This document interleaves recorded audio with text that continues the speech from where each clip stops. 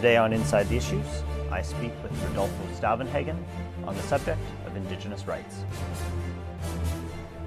Hello and welcome to a special edition of Inside the Issues, a CG Online podcast. My name is Dr. Andrew Thompson.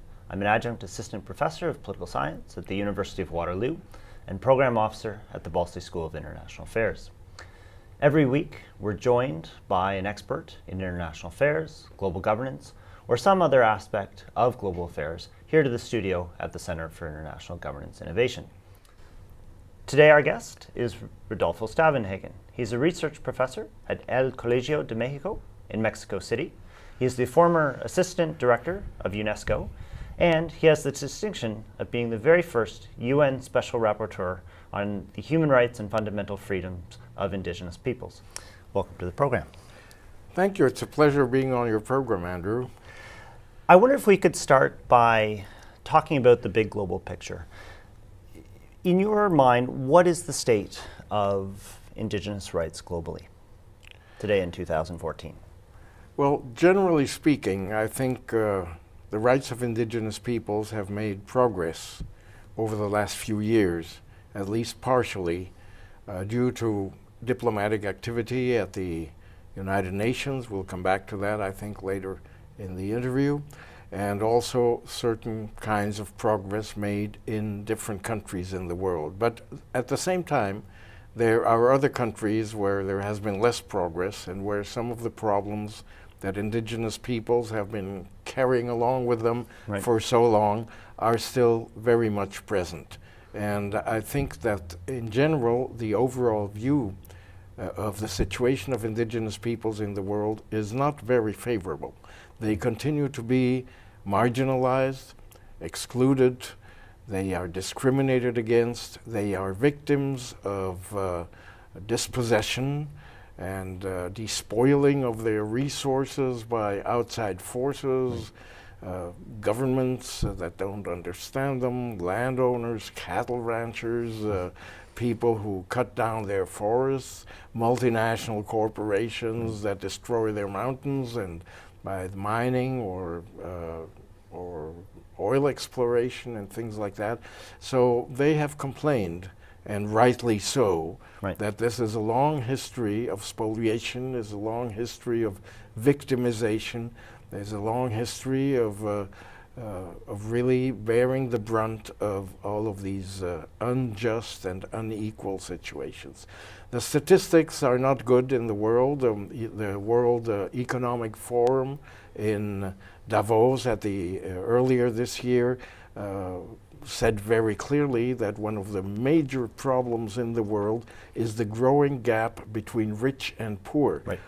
Rich and poor peoples, rich and poor countries, and the gap continues to grow. And when we look at the statistics very closely, and these are statistics provided by governments, statistics provided by the UN, by the World Bank and other institutions, we find that most of the Indigenous populations are among the lower ranks of this income or wealth distribution ranking of the countries. So most of the poor people, not most of the poor are Indigenous, but most of the Indigenous people in the world are poor. And they are poor because there is a long history, as I said, of discrimination and marginalization. And now they have organized over the last few decades to redress the balance and have been working in their own countries, have been demanding, claiming restitution, claiming awareness of their situation, and claiming that things be done, policies be changed, and the United Nations has been very active in this. Right. And just building on that, are there really specific challenges facing Indigenous peoples that are unique to them and where we really haven't had many advances? And I'm thinking of things like the engagement with corporate actors or protecting cultural identity and things like that. And so what are some of the very unique challenges facing this very distinct group of rights bearers? Indeed, there are very unique challenges that are proper to Indigenous peoples. I would start with some basics. Indigenous peoples have always been close to the earth, to Mother Earth. That is, they have been living on the land, not off the land, but on the land and for the land in a very close relationship that in some places is subsistence agriculture, in other places it is still hunting and food gathering in many places of the world. And this has been broken down because of modernization, because of globalization, because of government policies. And the latest, I think, threat and danger to indigenous people's survival as traditional societies is the interest in their natural resources, which is part of the movement towards globalization. And really, somebody calculates that about 30% of the land that is now sought by multinational corporations for their wealth as resources, mineral resources, oil resources, and things like that, is situated in indigenous territories in the world, even though the number of indigenous peoples is much less than that percentage. So there is an increasing danger to the indigenous peoples through the dispossession of their land resources for other purposes. Right. Yeah. Right. And how does this relate to questions of, say, cultural identity and the protection of traditional ways of life? Well, very much so indeed, because of course the policies of states has traditionally been indigenous peoples must be incorporated, must be integrated, must be assimilated. Indigenous peoples must become true citizens of these countries, which means, according to the dominant ideology, that they would have to lose or discard their traditional identity, their languages, their cultures, their ways of life, their relation with the land and the resources, their traditional religions, their traditional knowledge, which is of course a great wealth and a source of information for the world at large, their knowledge of the environment, for example, and you can see that in the Amazon and you can see it in the Arctic region in the north. There is this very close relationship between indigenous peoples and the environment in which they live. But this is falling apart due to policies that are negative to them. Right. Thank you so much. When we come back for the next section, I'd like to focus our attention on the UN system and specifically what the UN is doing to address some of these challenges. We will be back in a moment with Rodolfo Staubenhagen.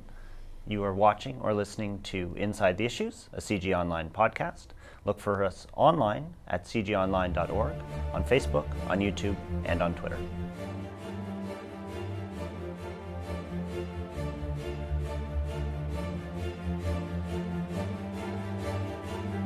Welcome back. Rodolfo, could you say a little bit about how the UN human rights system is engaging with Indigenous rights issues, and specifically the creation of the Permanent Forum and what its role is, what it hopes to accomplish? Well, this is a very important issue because we have to go back a couple of decades or longer when the UN opened its door for the first time to the presence of indigenous peoples through the activities of a working group on indigenous populations that was created within the structure of the Commission on Human Rights, which is one of the oldest commissions created back in the 1950s, I think, by the United Nations, and which has been a forum for human rights discussions for a long time. So indigenous peoples got their foot into the door, were able to take part in a long process of presentation of their claims and demands and their knowledge and information about their situation in the UN system within this human rights structure. But that was not enough for a good knowledge of what ails indigenous peoples in the world today, and not enough for allowing them to develop their participation at all levels in the UN. So finally, it was decided in the early years of the present century, I think the year 2001, the Economic and Social Council of the United Nations created another space for them, which is the Permanent Forum on Indigenous Issues. which, contrary to the earlier group that continued working, by the way, the working group on indigenous populations, which used to meet in Geneva within the human rights institutions in Geneva, the Permanent Forum began working in the United Nations headquarters in New York, where the social and political affairs were being discussed. And this was the idea to let indigenous participation in the UN open up within the field of social and economic development. That is, of course, one of the issues that brings the UN closer to indigenous peoples and brings the indigenous peoples closer to the UN. So the Permanent Forum was created, and I think its first meeting took place early the last decade in New York. It is made up, it's an expert group, made up of a number of government-appointed experts and a number of indigenous appointed experts. So it is an equally representative, hopefully, of governments, states on the one hand, and of indigenous organizations on the other. And it meets once a year for about 2 weeks, I think, at the UN headquarters in New York, with an agenda that is developed by the UN Secretariat. There's a special secretariat for the Permanent Forum, and they come and discuss issues of interest that go beyond the strict human rights approach that has been used traditionally in the Geneva setting of the Commission of Human Rights. And they now have developed a certain mechanism for addressing major issues facing indigenous peoples by asking for studies to be carried out or carrying them out themselves on particular issues, and then discussing them as they do every 2 years when they come to New York. And these documents are then official United Nations documents with an analysis of the situation, with the recommendations to the UN itself for its policies, recommendations to governments, recommendations to the public at large. For example, some years ago, the chairperson of the Permanent Forum, and I attended some of the meetings as a special rapporteur in the early years when I was special rapporteur for the UN. I prepared a study they asked me to do for the Permanent Forum.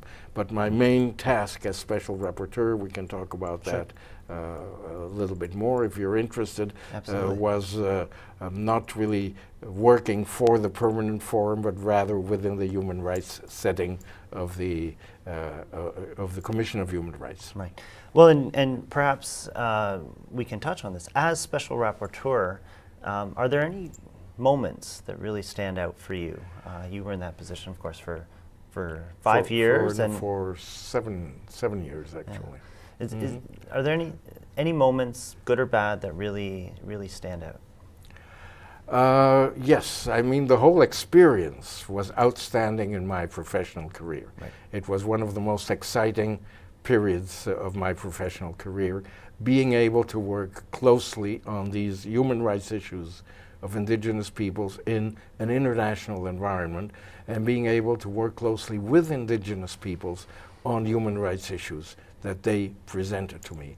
This was when I was appointed by the Commission of Human Rights. This was the first time, the first rapporteur that they had named. That the mandate was created just a year before, and I was appointed to be the first mandate holder.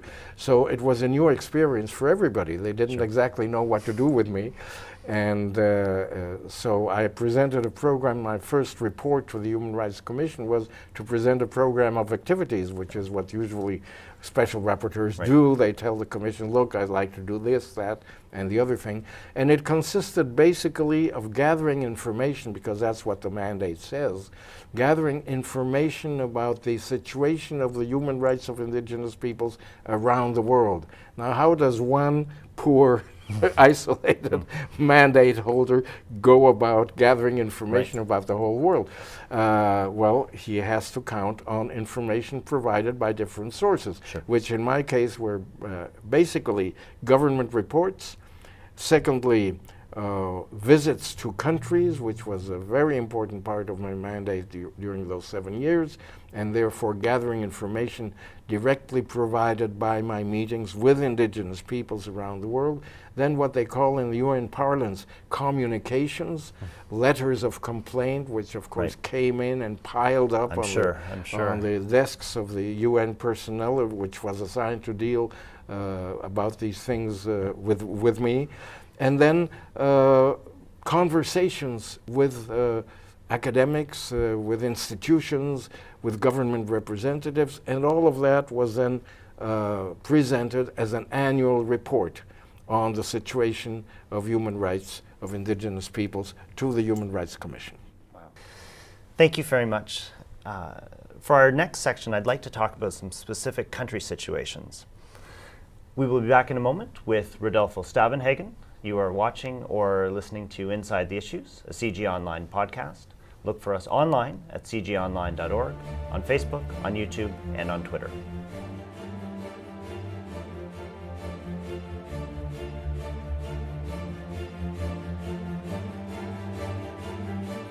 Welcome back.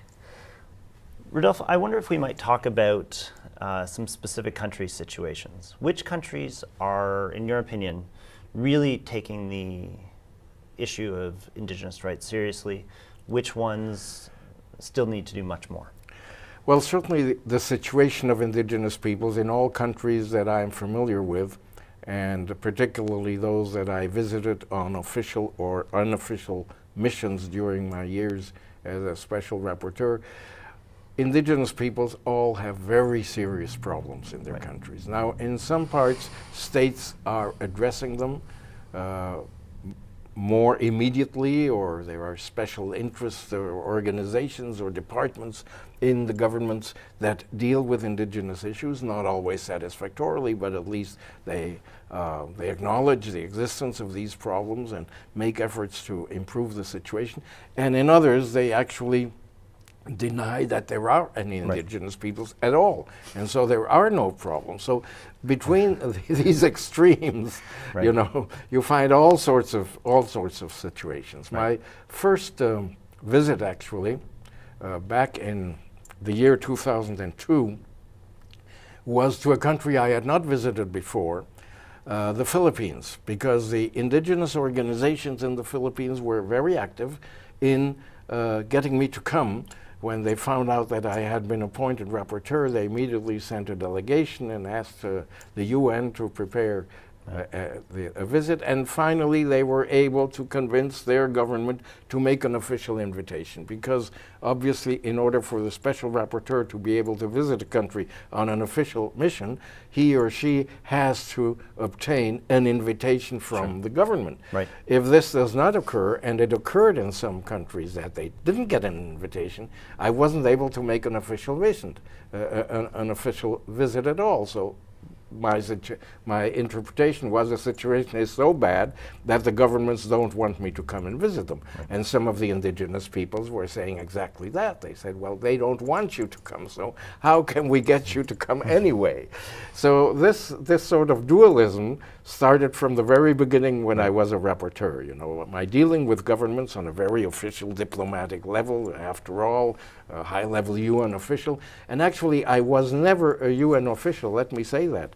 The mandate is a pro bono mandate. You're not, you don't become an official, a paid employee of the United Nations, but you don't represent your government either. So you're a free, independent expert, which is a wonderful feeling in that world of bureaucracy, national bureaucracies and international bureaucracies. You're an independent expert. You're supposed to do what you want to do and have to do, and you're supposed to say what you want to say, whether people like it or don't like it.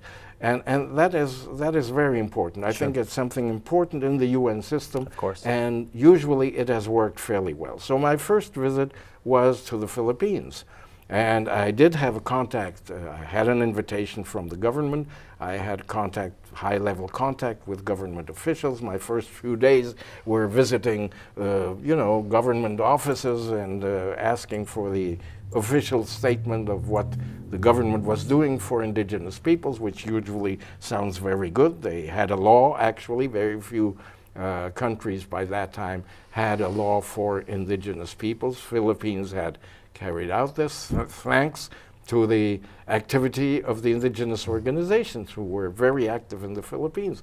But after the first few days, I visited the country in the company of the organizations who had organized my visit, actually. So it was a good balance. And I found that there were very many problems that they had to deal with. Even though the government said we're doing as much as we can, in fact, situations were not very good in terms of mining corporations, in terms of land issues, in terms of deforestation. As one of the leaders of the organization said, we are victims of development, because there was the idea of the, development is above all a national aim, so indigenous peoples just have to subordinate themselves to the plans of the government. And, indigenous peoples weren't very happy about that. By the way, let me just add, and this is important, I think, for our audience to know, that the head of the indigenous organization who invited me back in the year 2001 to visit the Philippines is now my successor as special rapporteur at the UN. Her name is Victoria Tauli, and she has a long history of leadership in indigenous organizations, not only in the Philippines, but also in the Asian countries as a whole. So the Philippines was quite an experience, a first experience. My second one was a visit to Guatemala.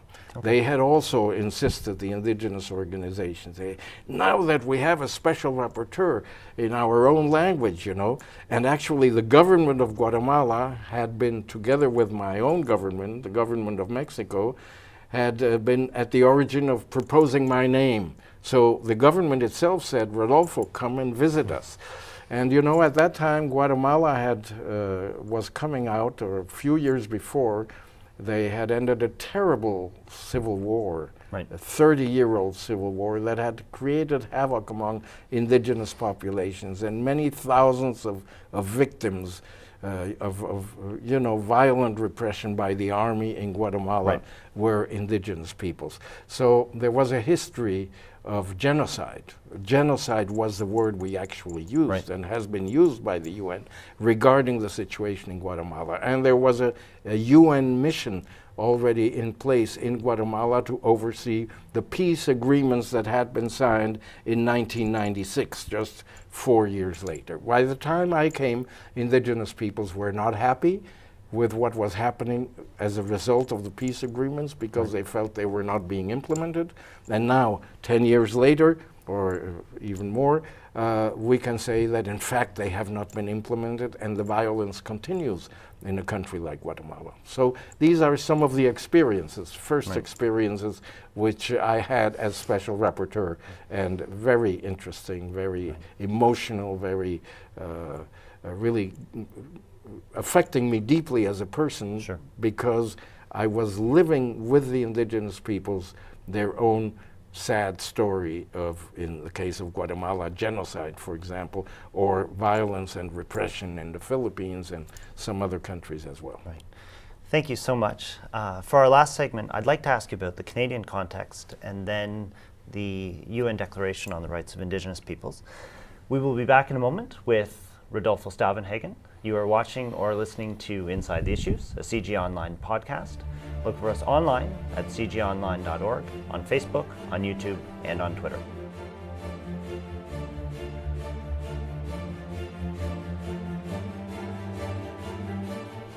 Welcome back. Rodolfo, for our last segment, I'd like to start by asking you about the Canadian context.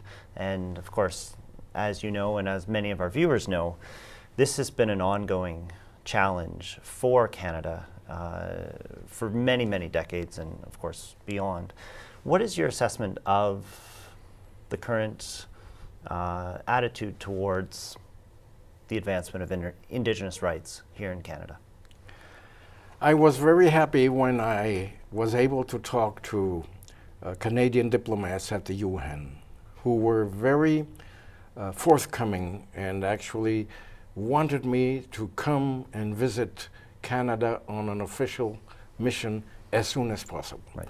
Because they had been going through a period of negotiation between Canada and Indigenous peoples through treaty rights and recognition of the claims of Indigenous peoples. And some of my contacts with the Assembly of First Nations and other Indigenous chiefs of the First Nations, basically Aboriginal peoples, also the Métis came to talk to me and see me and wanted me to come and take a look at Canada. So actually I did, I don't remember exactly what year, it must have been 2004, 2005, I made my first official mission. But before that, I had received an invitation from Indigenous organizations in Canada, basically in British Columbia, on an unofficial visit. Right. And I had visited some Canadian Indigenous areas from British Columbia to Halifax, and several other places, not in my official capacity, but gathering information provided by Indigenous organizations. Then when I came on an official visit, of course, I had the opportunity to talk to the highest level government officials involved in Canada, Indian affairs, and I went on a visit to Nunavut, which had Right. recently been, had received or had been established as an autonomous entity or Right. territory in Canada.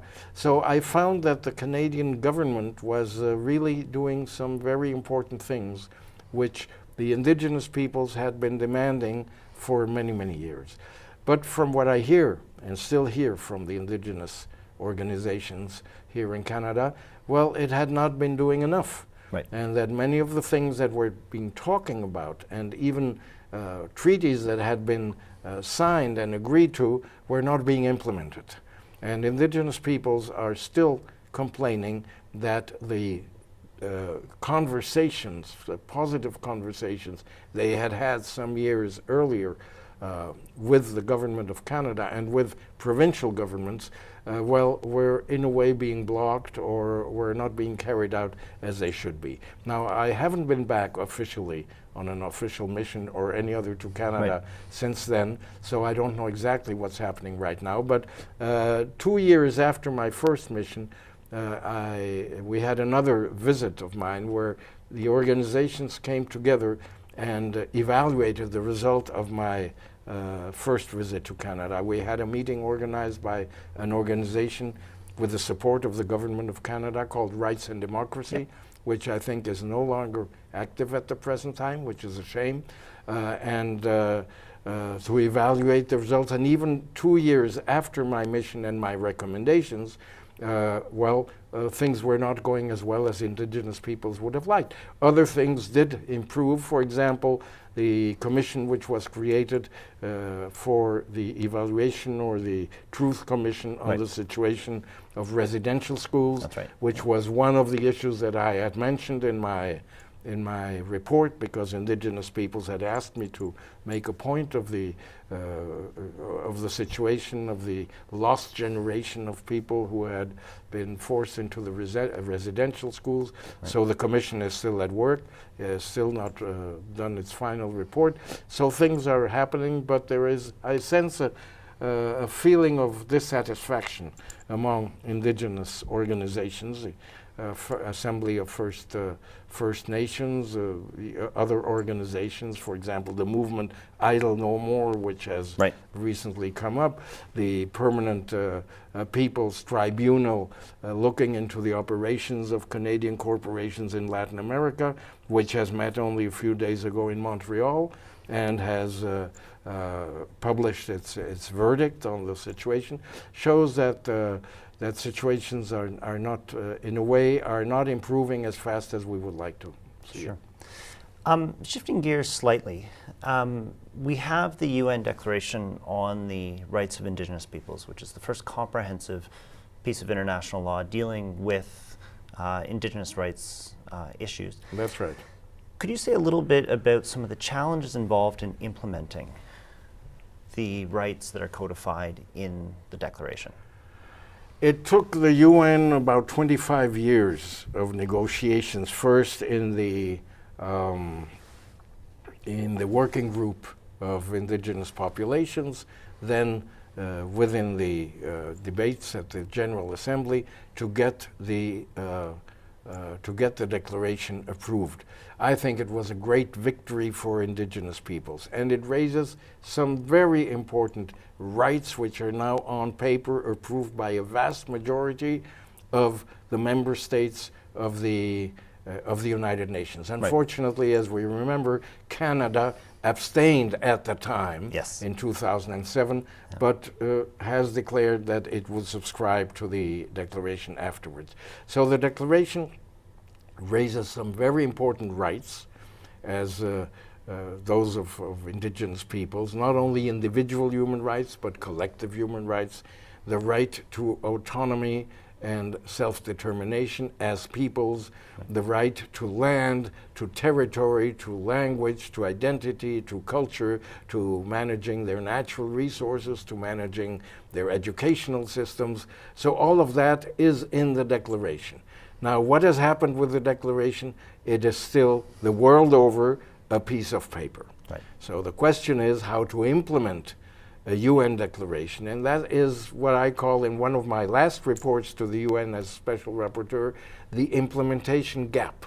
Right. And the implementation gap is a responsibility for the countries involved, for the governments involved, and not only the United Nations. So that is something that is before us. It has to be carried out in the future. Great. Rodolfo, thank you so much for being on the show. This was absolutely fascinating, and it was just a pleasure to speak with you today. And thank you to our audience for tuning in for this special edition of Inside the Issues, a CG Online podcast. Look for us online at cgonline.org, on Facebook, on YouTube, and on Twitter.